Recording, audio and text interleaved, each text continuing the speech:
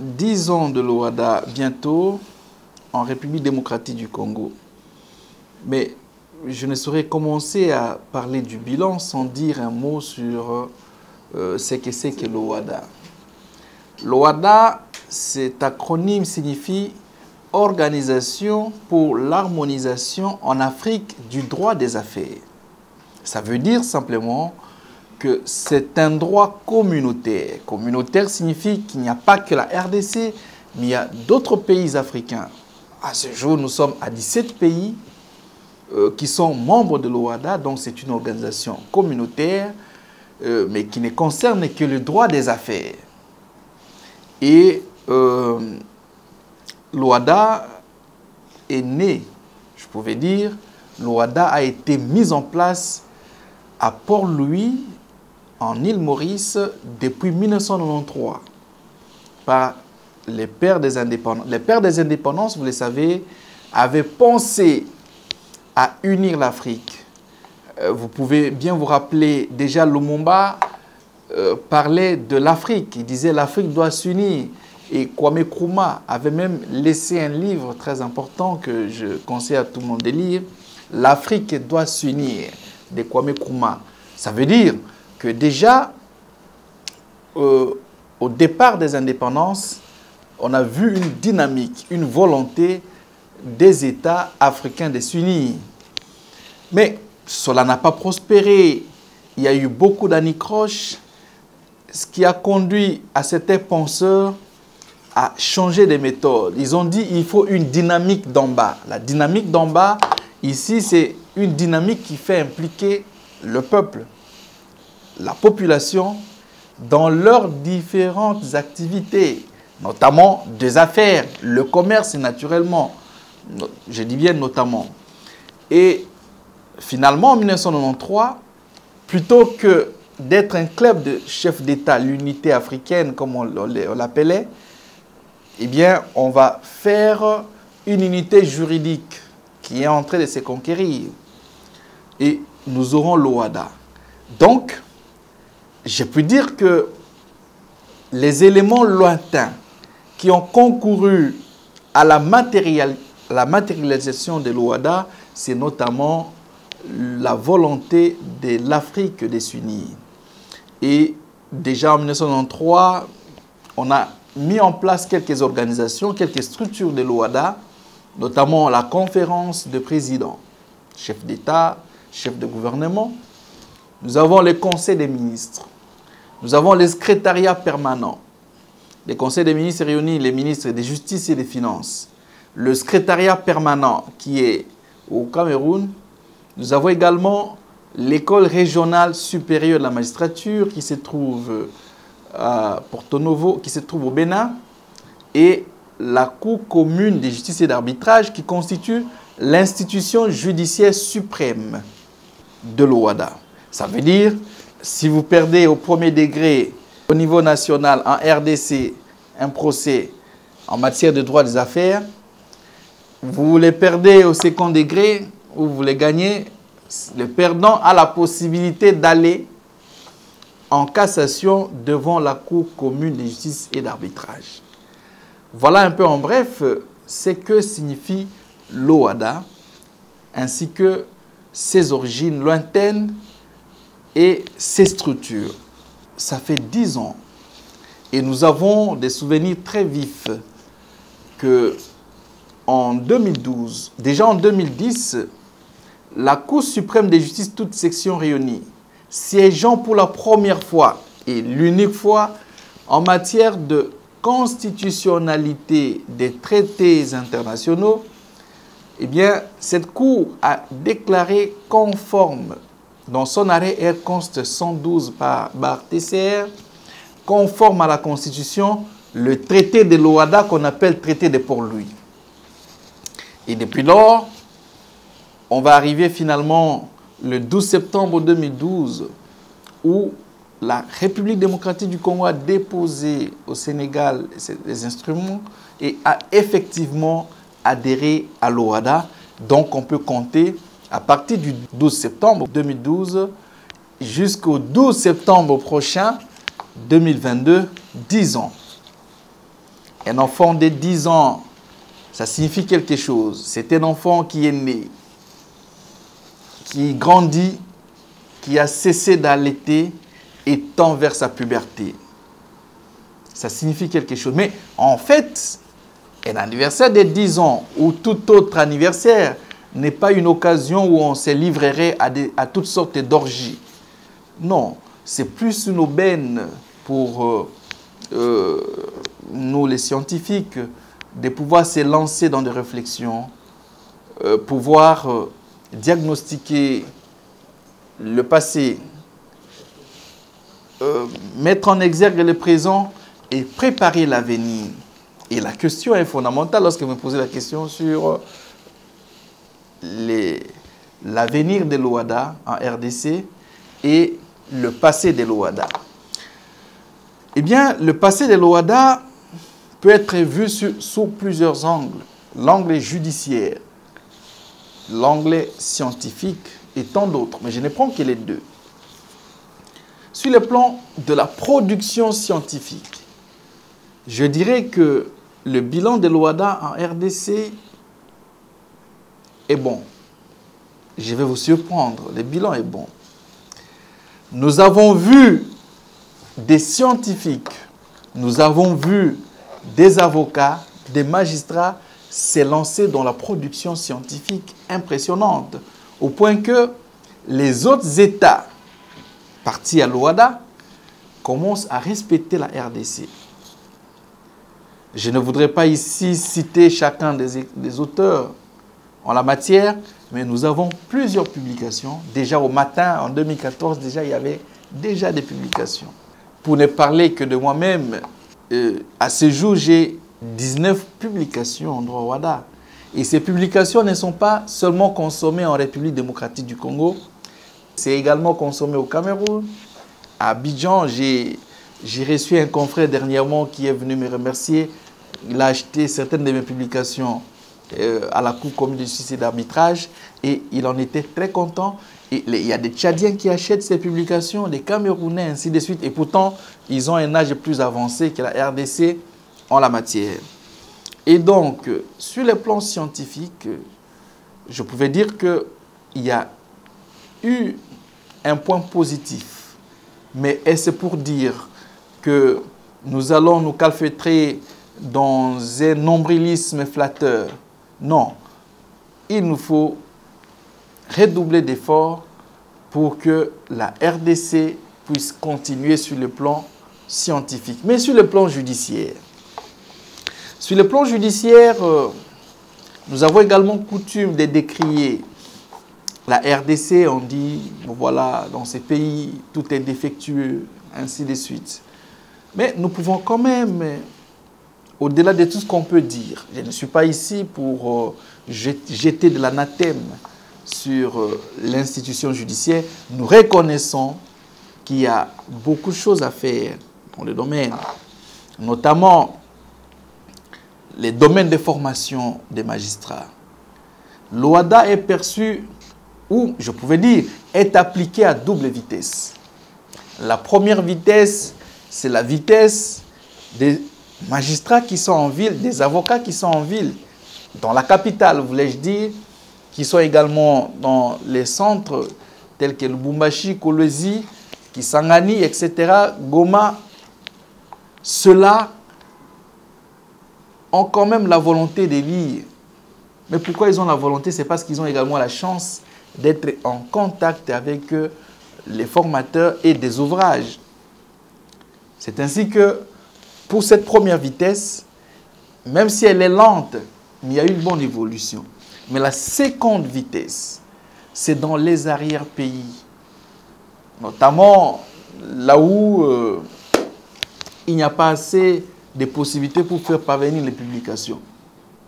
Il y a des juges qui refusent d'appliquer l'OHADA, non pas parce qu'ils refusent intentionnellement, mais parce qu'ils n'ont pas encore eu la chance de lire un ouvrage en matière d'OHADA.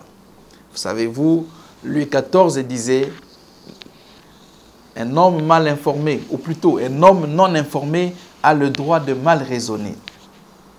Et donc, la responsabilité et au pouvoir public, c'est-à-dire au ministère de la Justice, qui doit organiser les renforcements des capacités des magistrats. Et quand je dis magistrats, c'est tous les magistrats. Il faut s'occuper de tous les magistrats. Pas seulement les magistrats de la ville, mais également les magistrats de la campagne, des arrière-pays. Et donc, sur ce plan-là, il y a une formation. Sur le plan de formation des magistrats, j'ai dit, ou même de l'information des acteurs judiciaires, il y a une double vitesse que je viens de décrire. Mais nous devons aussi dire que nous avons eu, il y a 10 ans, au cours de ces 10 ans, quelques arrêts phares qui ont permis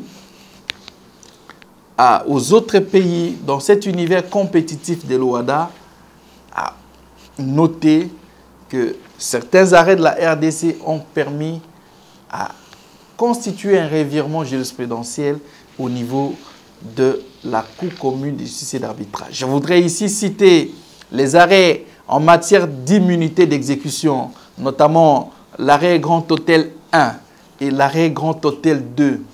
L'arrêt Grand Hôtel 1, c'est l'affaire qui a opposé les grands hôtels du Congo à M. Mboulou Moussessou, où pour la première fois, il y a eu une évolution jurisprudentielle notable devant la CCJA, où la CCJA a commencé à démontrer, quoique à demi-temps, le fait qu'une société qui n'a pas la majorité des parts au sein, plutôt une société où l'État n'a pas la majorité absolue des parts, cette société, c'est une entité privée.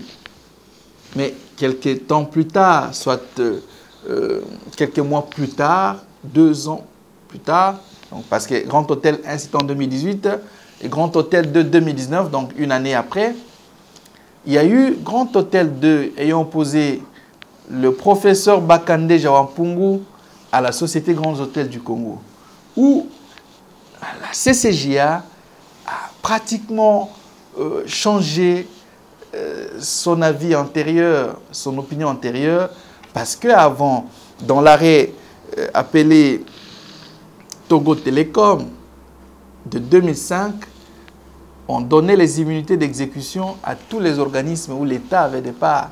Donc, toutes les sociétés étaient couvertes d'immunité et il n'y avait pas assez de clarification. Mais avec l'arrêt Grand Hôtel 2, il y a eu une forte clarification et dernièrement, cela a été de plus en plus clarifié et on considère que les sociétés où l'État a des parts, parce qu'elles sont sociétés, ce sont des entités privées, ce ne sont pas des entreprises publiques et donc on peut saisir leurs biens. Donc cela veut dire que la SNEL aujourd'hui, la Régie des eaux, l'ONATRA, etc., on peut saisir leurs biens. Ça, c'est en termes de bilan. Et pour l'avenir, que reste à dire? Pour moi, il est important de projeter l'avenir. Et projeter l'avenir signifie simplement que nous devons nous engager, avocats, magistrats, à être formés. Et ces formations nous permettront d'être les meilleurs de l'Afrique et nous allons donner le ton à l'Afrique en matière d'investissement, en matière de droit des affaires. Il y avait des facteurs endogènes. Pourquoi la RDC n'avait pas encore adhéré? Il a fallu analyser les tenants et les aboutissants. Les traités devaient passer par le Parlement. Il a fallu respecter la procédure. Bien sûr, la plupart des pays étaient déjà à l'origine, déjà en 1993. Il y a des États comme le Cameroun et les autres, tous étaient déjà là, comme État parti. Mais nous, il a fallu, c'est un processus. Nous avons également le Burundi qui compte adhérer à l'OHADA.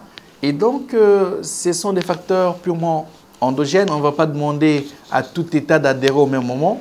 Donc, nous analysions les pour et les contre. Et voilà, en 2012, nous avons effectivement adhéré à l'OHADA. L'adhésion à l'OHADA a donné plusieurs avantages, notamment l'amélioration du climat des affaires. Avant, on était en train d'appliquer un droit ancien, un droit de l'époque de Napoléon, le code Napoléon. Et ces codes devenaient tellement vétustes que même les Français même avaient déjà presque tout changé. Mais nous étions dans les vestiges du passé. Il lui fallut donc un changement, sous l'influence naturellement des Français, des Belges, etc. Et on a constitué un droit qui n'est pas en fait tout à fait original, mais qui a également des éléments d'originalité. On ne va pas se dire on a fait les copier-coller comme on a l'habitude de les chanter, non. Parce que vous allez voir, le droit WADA a beaucoup d'éléments, en guise de comparaison, beaucoup d'éléments de différence avec les droits français. Mais non, les avantages, c'est qu'aujourd'hui,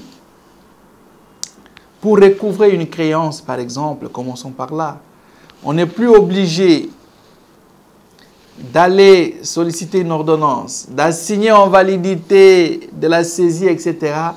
Non, on n'est plus du tout obligé de suivre la procédure ordinaire qui était saupoudrée, des choses trappes, qui étaient émaillées de dilatoires au point que quelqu'un pouvait prendre une dette, sachant qu'on n'arrête pas quelqu'un, on ne conduit pas quelqu'un en prison pour une dette et puis s'en foutre. Mais aujourd'hui, l'OHADA est venu décourager les insolvables. Les banques ont la possibilité maintenant de recouvrer leurs créances. Et même les particuliers, pourquoi pas. Donc avec l'OHADA, le recouvrement des créances, par exemple, devient simplifié. Et cela permet une attractivité. Et cela également permet d'acclimater, permet de donner un bouffé d'air en matière de droits des affaires. Pour ne citer que cela, le message de ceux qui sont aux arrière-pays, je connais leurs difficultés parce que je vais également plaider en campagne dans les arrière-pays. C'est d'abord, l'hésitation est due au manque d'instruments, d'ouvrages, etc. et manque de formation. Mais également, je leur demande comme conseil de pouvoir s'auto-former également. Parce que si vous attendez que l'État congolais vienne à votre rescousse, ce qui relève de sa responsabilité, ça peut traîner. Et donc, comme ceux qui sont ici les font, chacun achète à sa manière les ouvrages, chaque magistrat cherche à s'auto-former, cherche à venir à des formations aussi. Ils peuvent aussi inviter des formateurs et solliciter des ouvrages ou acheter des ouvrages. Ça peut leur permettre de s'auto-édifier scientifiquement. Faute de moyens, parce que pour que vous soyez en province, vous devez payer le billet. Je suis le responsable, donc le coordonnateur régional du centre d'études et de promotion de l'OHADA. Nous sommes là pour la promotion de l'OHADA, mais les pouvoirs publics également doivent financer ces centres pour nous permettre d'aller partout et prêcher la bonne nouvelle de l'OHADA. Il y a à ce jour 10 actes uniformes, 10 as uniformes. Et les as uniformes, en fait, sont des actes législatifs, on peut ainsi les comparer, donc à nos lois. Donc, on ne pouvait pas élever les as uniformes à la Constitution, parce que depuis le déluge, Hans Kelsen nous avait légué une pyramide appelée pyramide kelsenienne, où il estime que les normes juridiques, en effet, ne sont pas sur pied d'égalité. Elles sont, par contre, hiérarchisées, allant du plus grand au plus petit. Et au sommet de cette pyramide kelsenienne, nous avons la Constitution. Après, nous avons les conventions internationales ou les traités internationaux, des lois, des actes réglementaires, la coutume, etc. Et pour Kelsen et même ses disciples comme Michel Tropper et les autres, chaque norme juridique trouve sa validité dans sa conformité avec la norme immédiatement supérieure, jusqu'à remonter à la Constitution. Mais une grande question qu'on peut se poser, mais alors, si la norme peut être norme, doit se conformer à la norme supérieure, mais quelle serait alors la nature juridique de la Constitution? Parce que la Constitution est au sommet, c'est qu'elle n'est pas une norme. C'est alors que Hans Kelsen sort la pensée de ce qu'il a appelé la norme hypothétique. Donc une norme supérieure, une norme transcendantale qui ne serait pas écrite, qui est au-dessus de la Constitution. Et alors, est-ce que j'ai suivi dans les filigranes de votre question, est-ce que les conventions internationales sont supérieures à la Constitution? J'ai déjà répondu. Les conventions internationales ne sont pas supérieures à la Constitution. Et j'ai commencé par vous dire que les traités de l'OHADA a été soumis à l'appréciation du juge constitutionnel. Et celui-ci a répondu dans son arrêt R-Const. R-Const signifie rôle constitutionnel. 112/TCR de 2010, que les traités de l'OHADA est conforme à notre constitution congolaise du 18 février 2006. C'est l'article 215 qui dispose que les conventions internationales régulièrement ratifiées ont une valeur supérieure aux lois, mais pas à la Constitution. Il y a une différence entre les lois et la Constitution. Et j'ai dit que la Constitution est au sommet. Elle surplombe la pyramide. Ensuite, nous avons les conventions internationales et les lois, etc. On descend.